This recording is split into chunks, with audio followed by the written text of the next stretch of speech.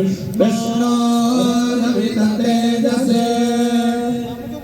आद्याय सर्ववेदानां यजुर्वेदाय ते नमः।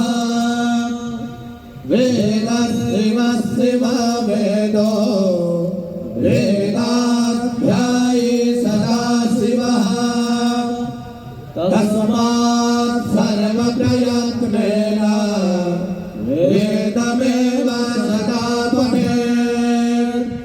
तेन देवोत्तमदेवता सार्वभौमा अखिलाण्डकोटे ब्रह्माण्डनायक ऋषिगणवन्द्य सच्चिदानन्दा त्वमे शुक्लयजुर्वेद प्रिया यजुर्वेदस्मध्यात्मविशाखाया ममधारय श्रीगुरुभ्यो